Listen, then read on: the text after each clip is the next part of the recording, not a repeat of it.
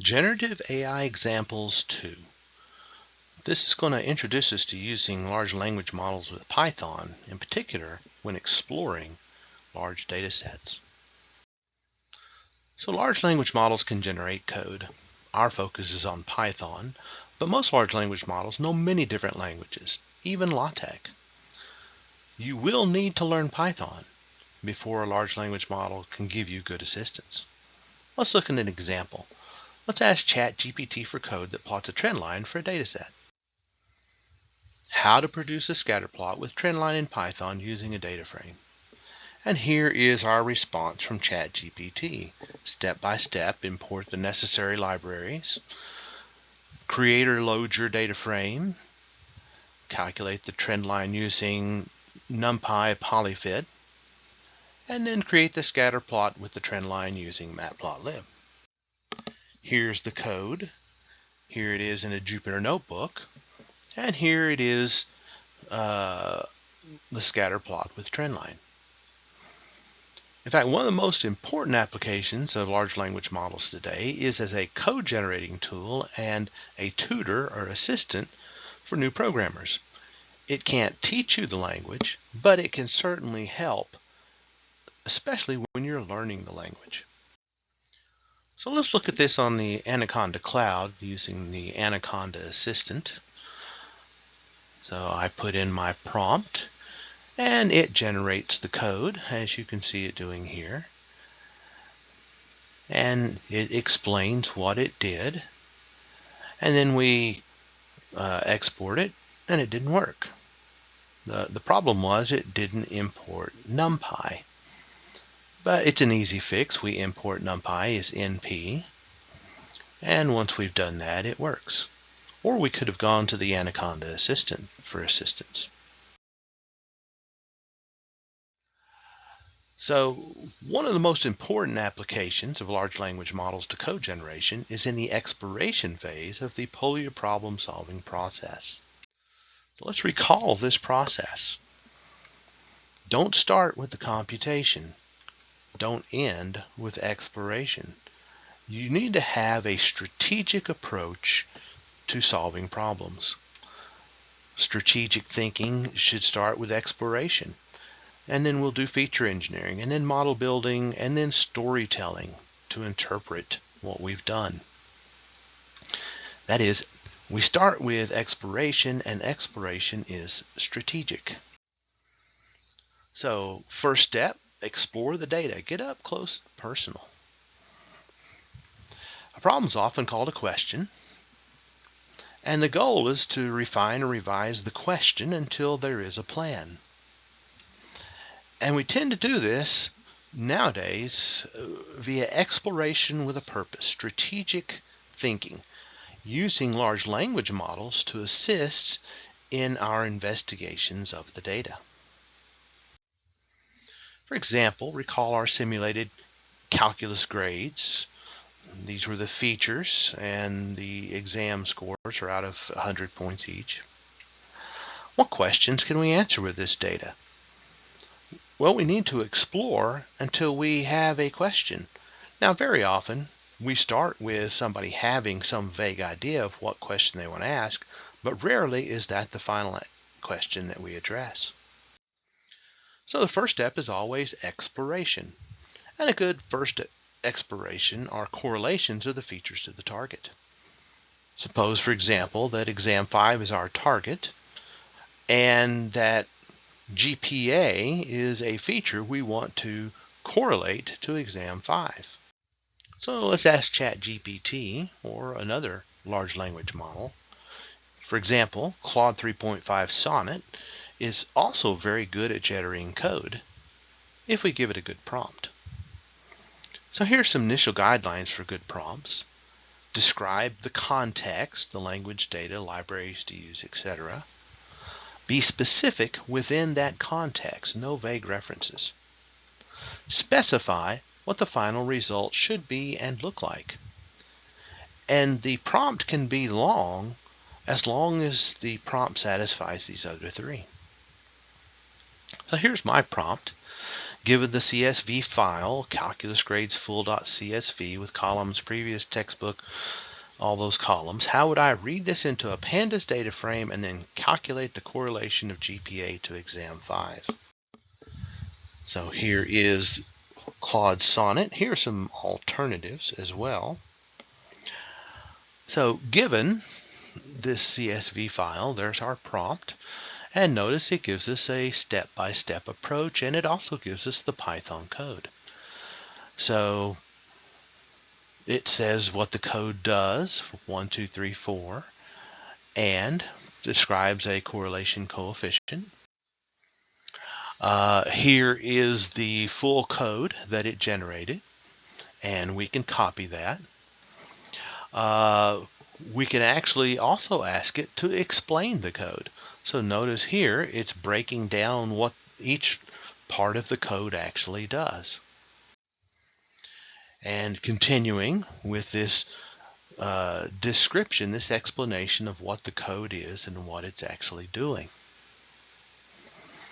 And we can continue this conversation to expand and refine the exploration to other features and so on and so forth. And we get similar from ChatGPT. So here is the code, and here is a scatter plot of exam versus GPA with the trend line. And this is only the beginning. We'll need lots more visualizations and much more exploration before we even know what questions we can answer. And LLMs can help with the code. So, a fundamental insight is that a large language model is a multi-scale model of language, and multi-scale allows emergent properties. We need to be multi-scale in working with a large language model. Large scale, for instance, system instructions. Intermediate scale, language interactions with the user. Smallest scale, specific, very specific and detailed descriptions of what you want the final results to be, for example. So, which features most closely correlate to exam 5? We did look at the GPA correlation, but what about all of them taken at once? Well, the correlation is between two variables, is the expected value of this product of the differences with the means, respectively, over the square root of the product of the variances, respectively. The closer to one, the more closely related or more co-related the two features are. And a frequent first step in data exploration is correlations as a tool for identifying which columns matter the most, and perhaps some which may not matter at all. So let's do an Anaconda assistant generation of some correlations. So we upload our grades, calculus grades full.csv to Anaconda Cloud, and then let's use the following, as we're going to see, not very good, prompt. Read calculus grades full.csv into a pandas data frame and then correlate all numerical columns with exam 5. Well, here we go. There's my prompt. Here is the response, and I run this code, and here it is in the notebook, and I get an error. And this is actually a very difficult error to find. See, it can't find the file, and I'm not going to waste your time, but if we go back and forth with the assistant, it doesn't really help. It doesn't find the error either. Why? Well, the error was actually that I spelled in my initial prompt, I spelled calculus grades full without the capital ULL that's in the actual name of the file. So let's try again. I found the error, and now we run it again, and now what? Well, the problem here was this large language model did not address this phrase, numerical columns, at all. So this was not really a very good prompt. It's what we call flat. It's a single scale prompt with some vagueness. And you're asking ChatGPT or the Anaconda assistant to figure out. It doesn't figure out. It's a model across scales which allows the emergent responses. So here are our guidelines. We were vague. The large language model did not know what we meant by numerical columns. So see, there's a danger here. A data scientist with an LLM can, and I won't say often, but yeah, very often does, generate an unmanageable mess of unfocused thought snippets and code snippets and just worthless. See, LLMs are not problem solvers. The data scientist is the problem solver. An LLM cannot overcome poorly designed exploration. So let's try this again. Let's upload calculus grades. And now let's use a sequence of prompts that strategically guides the large language model through an exploration of correlations. Before beginning with that large language model, we have to have in mind what we want it to do. We have to have a question, revise a question, devise a plan mindset as we enter into this process. What is the question? What is the plan? How to correlate numerical columns with exam 5. Well, eventually we see that's our question, and then we can get a plan that matches that question. See, we have to keep revising the question, devising a plan. This is not wishful thinking. This is how you use a large language model. So here's our question. If we read calculusgradesfull.csv into a pandas data frame and then identify the columns with only numbers, see that? Identify the columns that only have numbers. Then how would we correlate those numerical columns with exam 5? So that's the question. The plan is to do this through a series of prompts. First, it'll load the data and identify the numerical columns, and then we'll go on to ask it to do correlations. And we'll load all that in a notebook once it's figured it all out, once we've had this conversation. So here is my session with the Anaconda assistant.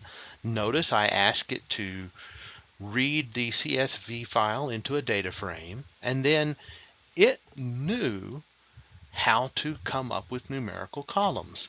It's select D types method. I didn't say specifically select D types, but it figured it out because we're asking a good prompt, a series of prompts to get a final result.